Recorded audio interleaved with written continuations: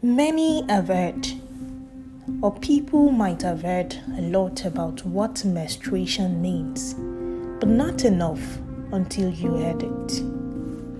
Literally, the process of menstruation, also termed period or bleeding, is the process in a woman of discharging through the vaginal blood and other materials from the lining of the uterus at about 1 monthly interval from puberty until menopause. That a season of regular menstrual cycles. Except during pregnancy, which this discharging process lasts about 3 to 5 days. The process in a woman of reproductive age, from puberty, characterized by discharge of blood and other materials from the lining of the uterus at intervals of about 1 lunar month, that is 28 days. Except during pregnancy, lactational amenorrhea, infective or inflammatory conditions, or such chronic conditions like endometriosis. According to Dr. Adefolurin Orekoya, the medical director of health service at the Wesley University, Ondoville on menstruation. One of the experiences I've had, especially with young people, more importantly the female folks, is a lot of myth, a lot of different controversies surrounding the uniqueness of the female gender, especially the issues around menstruation. Talking about menstruation for me is indeed very timely because only recently myself and a few other experts in medical practice published an article on an international journal on the topic association between premenstrual syndrome and depression among female undergraduates in the Nigerian private university. The conclusion of the study gives an impression that there is a need to provide services aimed at preventing and managing premenstrual syndrome among undergraduates and screen them for depression to prevent and detect mental health problems in this vulnerable age group. The process in a woman of reproductive age, from puberty characterized by discharge of blood and other materials from the lining of the uterus intervals of about 28 days. Except during pregnancy, during lactational amenorrhea, that is soon after birth, and the woman is actually doing exclusive breastfeeding. For that moment, there may not be menstruation. And in cases where there are infective or inflammatory conditions, or where you have chronic conditions like endometriosis. Now, these are some of the conditions where you may not have menstruation in women of reproductive age. Menstruation is one of the 4 phases involved in what we call menstrual cycle, which describe the cyclic changes in a woman's body going through menstruation, the follicular phase, ovulation, the luteal phase, and back to menstruation, which becomes a cycle again. This cycle of natural changes make sexual reproduction possible.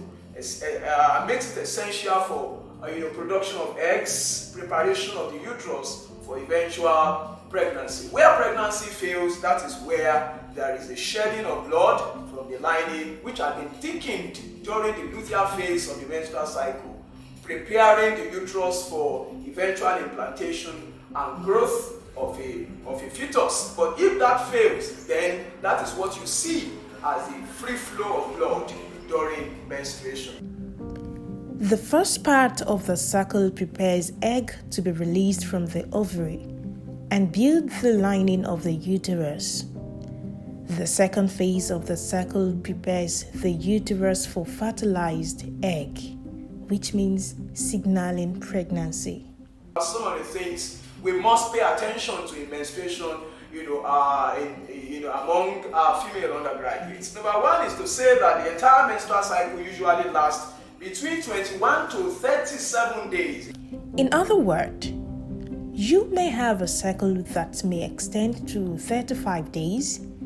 You may also have a cycle, in some cases, that may extend to 37 days. And you may belong to the cycle that can just be between 21 to 22 days. So all of this are still very within normal limit. But from the start of the menstruation to the beginning of another cycle, and the duration of the flow of blood may usually be between 3 to 7 days. So anything within this normal limit may be considered to be normal. And we also talk about what characterizes the blood that comes out during menstruation. It has to be light or bright red. Occasionally you may have clots there. In some ladies you may have looks like brownish, menstruum, the blood that comes from it. And it should not have foul-smelling odor. These are some of the things that characterize. As a lady, you have to look beautiful. You have to look smart. You have to look tight, which you may have to change your pads 3 to 4 times in a day, where they can afford it, which they have to change it every 4 to 6 hours in a day. And the flow pattern from the beginning of the flow to the last is usually what we call the crescendo, the secrendo, pattern. In other words, it rises towards the crescendo and then descends from that towards the end of the flow, what we call crescendo, decrescendo pattern of flow. And of course, do I need to say that the first menstrual flow or the first period a lady experiences is usually called menarche, and the last one, of course, we know is menopause. Usually begins between 11 and 15 years. That's the first experience of menstruation, and then may stop at menopause between 45 to 51 years. It shows that an average woman will menstruate for about 25 to 35 years of her entire lifespan, which is quite huge for the entire lifespan of a woman, which she goes through this cycle for about 25 to 35 years, which she has to engage herself in buying pads, facing the emotional challenges that comes as well as the psychological that can be associated with it. The association, the associated symptoms, of menstruation. We talk in terms of breast fullness. We talk in terms of mild lower abdominal pain or tenderness. There may be some mood swings or irritability. There may be some weight gain. In some ladies, they may have diarrhea. In some ladies, they may have, constipation. But most times when ladies come to us in clinic and it's around, their menstruation, they talk about, the language they use is to say, "Doctor, I have MP." That's menstrual pain. And many times it's really very, very painful, excruciating for some people. Where you have that pain there such that it prevents them from attending to daily activities, the doctor is beginning to think of something else. Could it be endometriosis? The doctor is beginning to think of pain that prevents somebody from attending his usual, daily activity. You may think in terms of, could this be premenstrual syndrome? Premenstrual syndrome have this severe pain, and it is a combination of emotional, physical, and psychological disturbance occurring after a woman's ovulation, which the symptoms include mood swings, tender breast, food cravings. Some particular kind of food fatigue, you may have irritability, beautiful, funny, because we are men, we may not appreciate this in them, they go through a lot. And then you may have anger outbursts, which may be quite unnecessary in some ladies, but they may not be able to control it. That's why it's a syndrome. It's a combination of symptoms, and then in some cases you may have depression. Studies has shown that premenstrual syndrome, which is a disorder around menstruation, comes around 85.5% of cases in Nigeria. In Japan, there is a study that shows that it occurs in 32.1%. In Bulgaria, there is also a study that shows it occurs in 64.6%. Which concerns us as a Nigeria is that premenstrual syndrome occurs in ladies in about 85 to 5% of cases. My concerns here would be that we all must consciously, we must deliberately raise awareness about menstruation. And that periods are still extremely stigmatized, and we must position ourselves because of the stigma. We must demystify the issues around menstruation, because there are accompanying anxieties and mood problems around menstruation, especially menarche, the first one. Therefore, parents, school officials, government officials, pastors, imams, and all what have you must be involved in sensitizing people and making sure that girls feel comfortable having their first experience of menstruation, and ladies are comfortable as well having this monthly flow. As an individual, we must adopt the use of menstruation aloud to help fight the stigma, because we need to talk to our kids, especially our girl child, about periods. They're part of our lives, and the education is the best road to eliminating stigma. There should be an advocacy about menstrual health hygiene, which includes ensuring a menstruation person has everything in place to manage the period safely and with dignity. Salesmen, let me come back to our salesmen and our saleswomen. They should keep their huge profits out of the pads produced for our ladies. Keep your huge profit, you can get that elsewhere. Make pads affordable and accessible for them. Can I deal with some of the myths surrounding menstruation for the next 2 seconds or 2 minutes? Number one, there are myths that says that you cannot get pregnant if you have unprotected sex while menstruating. It's not true, it's false. There are myths that says that taking a bath during menstruation causes infection or infertility. That's not correct. Some will say a tampon can break the hymen. A tampon cannot break the hymen. A tampon is one of the menstrual hygiene materials used by women to collect blood during menstruation, which is usually inserted into vagina, which has been erroneously tagged with non-virgins, which is not true. A tampon cannot break the hymen. It cannot make you deflower. Some will say menstruating women are girls and are unclean. These were in dark ages, even religiously, which are not true. Females should not cook during menstruation, which is also not true. Something is a known fact, and that is government alone cannot do it all.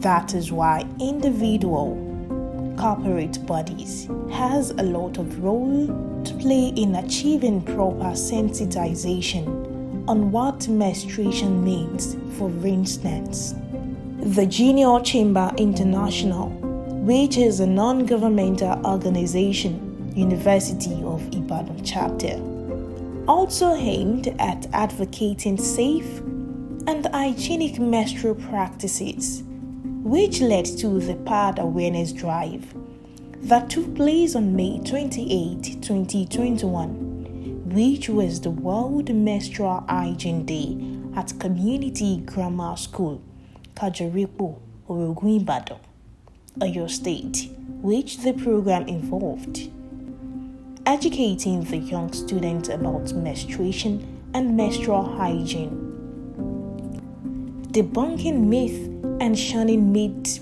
surrounding menstruation, practical demonstration, as well as part sharing amongst other sensitizing activities. A total number of 230 pads were shared among the female students and teachers of the secondary school, which the students were glad to have JCI University of Ibadan chapter around them, as they demonstrated their enthusiasm by asking questions and participating. Under the tenure of Farida Anima Shaun, 2020/2021 JCIN, Junior Chamber International Nigeria, University of Ibadan President with the assistance of the Executive Vice President in person of JC Afolabi Nasiruddin.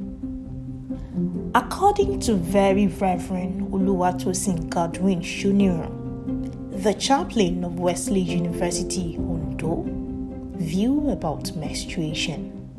When a woman is producing blood, menstrual period, during her menstrual period, it is by the Leviticus law, in Leviticus chapter 15 from verse 19 to 30, the woman is said to be unclean at that particular time, and that whatever touches that woman, whatever that woman touches, become unclean. That is during the Levitical period, the law given by God to Moses. So, even after that, the woman is supposed to stay for 7 days through this period, so the husband cannot have sexual intercourse with her, because anything that touches her becomes unclean, which, if he sleeps beside her on the bed, becomes unclean.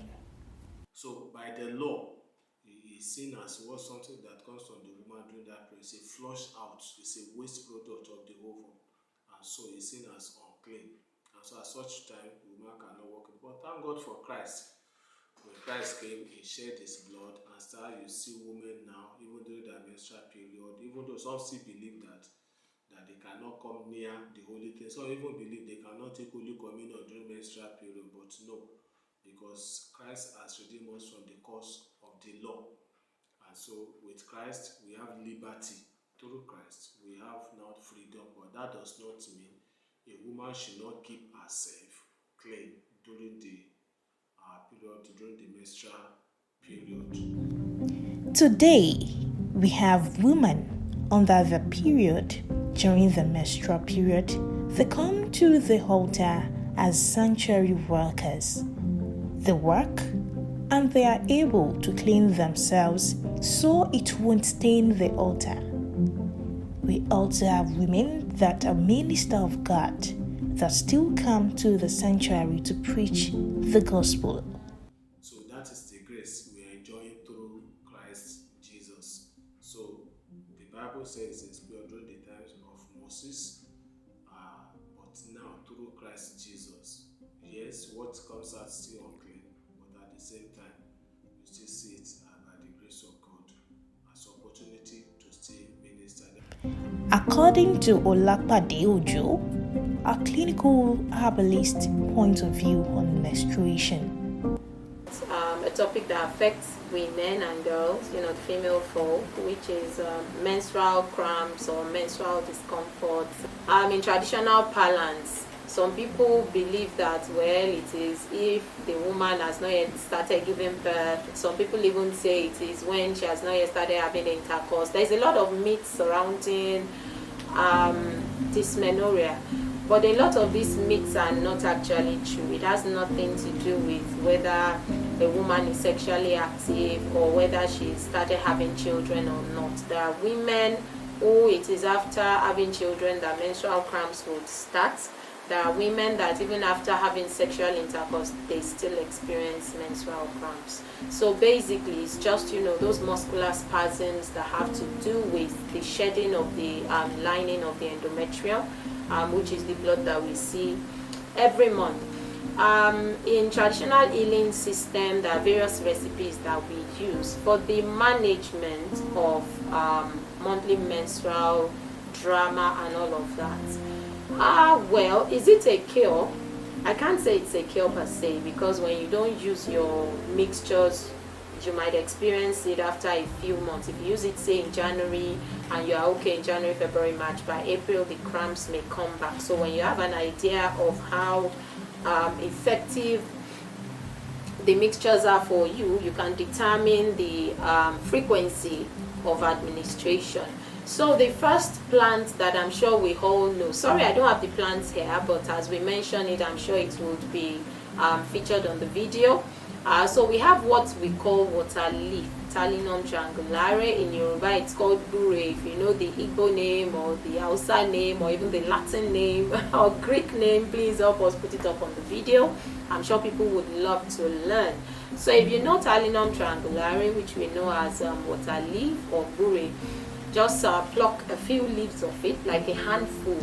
I can't tell you that maybe it's 5 grams or 10 grams. No, in kitchen medicine, most of the time you use what suits your own needs, and then many times the grams of these leaves are not really consequential. So a handful of fresh leaves of Talinum triangulare, which is water leaves, wash it very well with clean drinking water.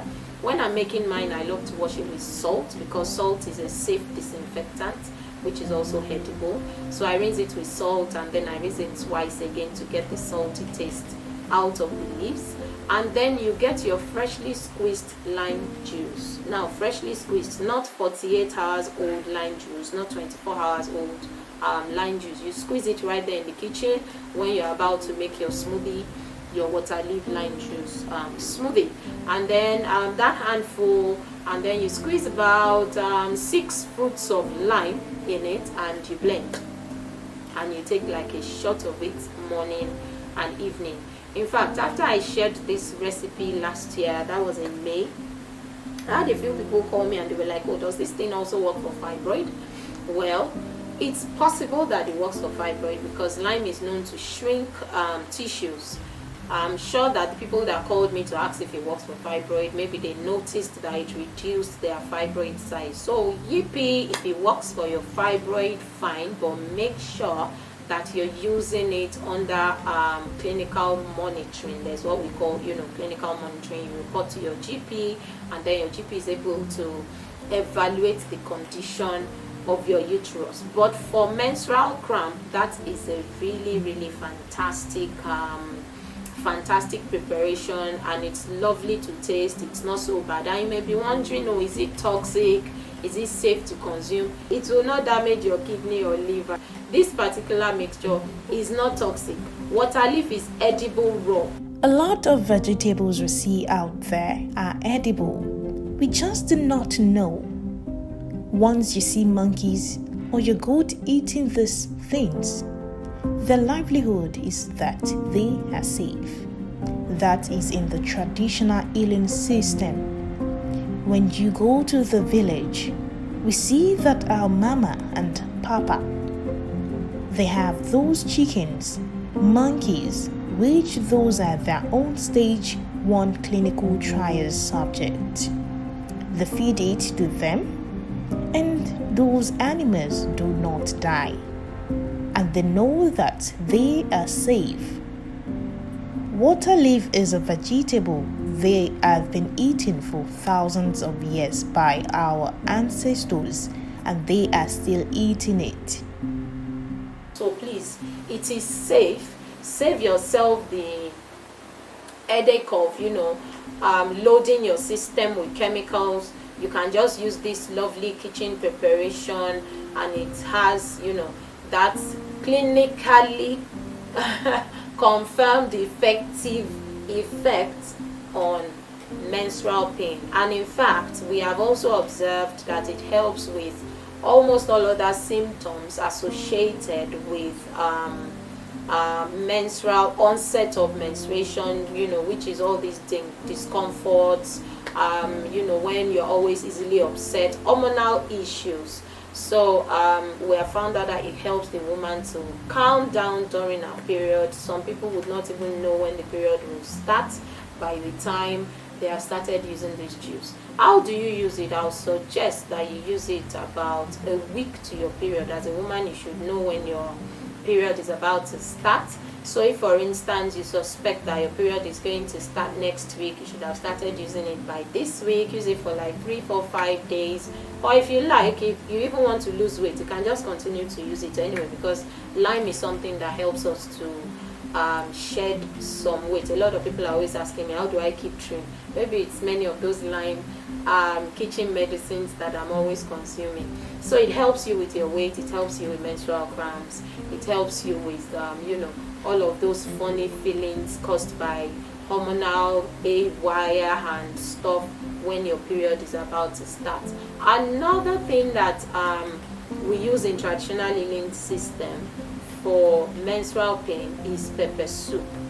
Yes, your regular pepper soup, whether you like it with fish, with goat, with offals, with prawns, whatever you love your pepper soup with, it works, so long as pepper is there. We even have a preparation now, we call it capsimium pepper soup, which we developed during the COVID lockdown. It's very good for all symptoms of fever and body pains and all of that. And we have also seen, of course, because of its content, pepper content, it helps with pain during menstruation. So you can imagine that you have a combination of your capsimium and the water leaf lime smoothie. Menstruation is easy peasy. So I hope that with these few points of mine, I've been able to convince and not confuse you, my viewer, that yes, menstrual cramps has got solution, and you don't need to run from pillar to post. Just help yourself to some water leaf and lime, and help yourself to some capsimium. According to Alhaji Maruf Amzat point of view on menstruation.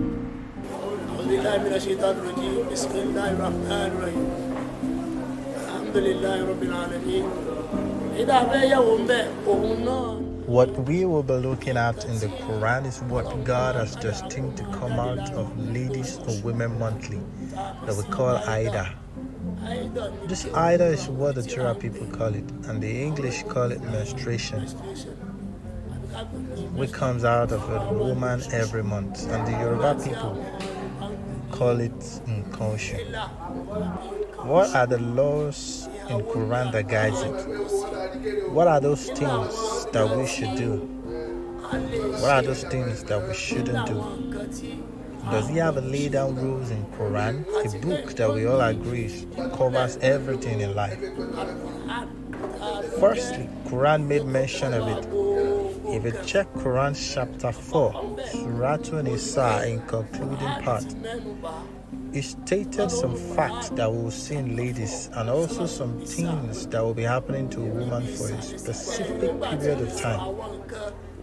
What we know as Aida is a monthly occurrence for women. Some people will be observing their menstruation for 3 days, while some will observe theirs for 7 days. Some even go as far as having more than 7 days, which is also because of the ailment in the person's body. Firstly, when a woman is menstruating, Quran does not permit her to fast. No matter how many days she must have observed during her fasting, she will have to stop the fast. And when she's done with her menstruation, she will observe the fasting afresh. If a woman is menstruating, she must not touch Quran. Even Quran explained it to our Prophet Muhammad. The Quran is a holy book and should be handled with full respect. That we put tira in tira, and no hand should touch it unless it is pure and holy. For instance, if one is a student or someone attending Arabic school and did not see a period before leaving home, and a period comes out while she is in school, she is opportune to touch Quran for that period of time. As soon as she gets home, she is not allowed to touch it. It is already conditioned. Some would have calculated when their period will come, and if the calculation doesn't match, it is not their fault because they have no control over it. While menstruating, a woman does not have the opportunity to enter the mosque, because the mosque is a holy place where we call the name of our God. Even if she's inside the mosque and her menstruation comes, she should go outside, watch herself, and enter another mosque another time. While menstruating, she doesn't have the opportunity to partake in the circumcision that they do during fasting or preparation for Hajj or during Hajj. Even while the circumcision is going on and the woman sees her period, that person, the woman, must finish the one she's currently in.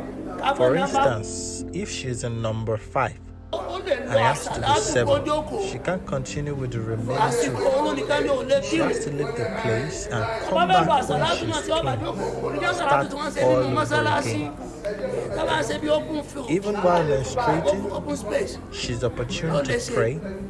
She can attend programs. She can even sit to observe a salat, but she can't partake in some special prayers to do. Even the program she will be attending won't be the one that has been outpoured inside the mosque, but she can attend the one that is fixed in an open space or a field.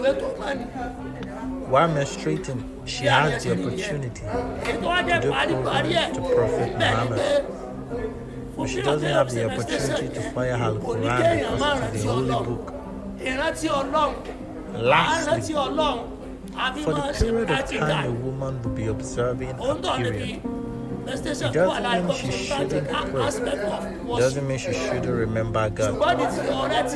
Remembering God should be a theoretical aspect. She can do the theoretical aspect, but she mustn't do the practical aspect of it.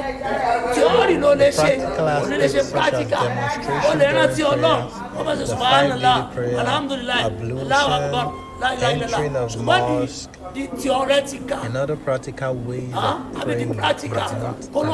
She's not allowed to do that. But she's very much allowed to do the theoretical aspect of it.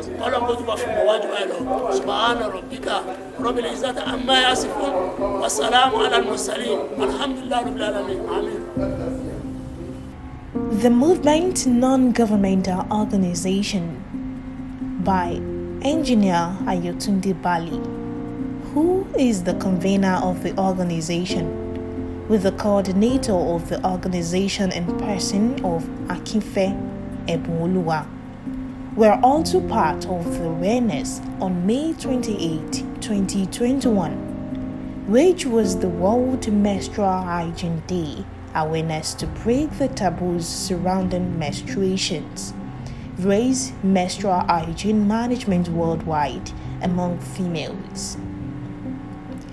The movement organizations invited many secondary schools students in Ondo West and East, which their avenue was Jubilee Community Grammar School or the movement aimed at creating a sustainable development in the society with a view to improving lives of the people in the society. They are driven by passion to give support to people with the positive mind to create a positive change. Schools that attended are CAC Community Grammar School, Ondo, Jubilee Community Grammar School, Demonstration Secondary School, Awoshika College, Ondo, Top Class College.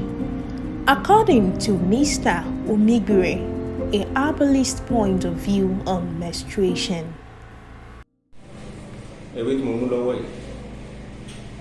You see this leaf molding? As it grows, the flower grows. If you look at this one too, the way it spreads, that's the exact way the flower spreads too. Recognize it through the flower, and we popularly call it Vernonia Magdalene. You see as it is, the way the length is, that's the limit of its growth. But you see this other one, the more it grows, you can see its fruits on it. And that's how we differentiate it from the other one. We have 2 types, and this is the best. We call it Vernonia Magdalene. Disease is different from sickness. Disease is contracted through eating, drinking, or by sexual intercourse. That's what we call disease. Sickness is different. Sickness is headache, body pain, and their medication is different. Delayed menstruation is a disease and not a sickness. It is a disease that's not from God. So for anyone having delayed menstruation, this leaf will cure the disease. Likewise, we use this leaf for fibroid treatment. The stone would dissolve itself without having to excrete it out as feces or having any side effect. But if anyone is having delayed menstruation, the person should pluck the leaf with its roots and wash all the sands and dirt, and afterward proceed to cook it the normal way traditional herbs is prepared, after which it can be consumed. This leaf does not require going out to pluck daily, though we have some that needs to be prepared daily. This one should be consumed within 3 days, and after that proceed to pluck another one and drink. If the person is having delayed menstruation, by God's grace, the menstruation will return that same month.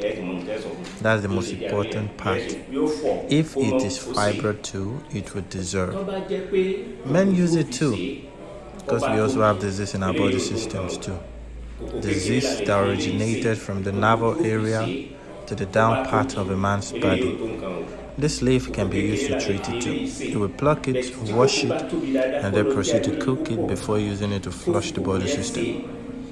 And cooking can take up to 15 minutes if you are using gas, which should also be enough.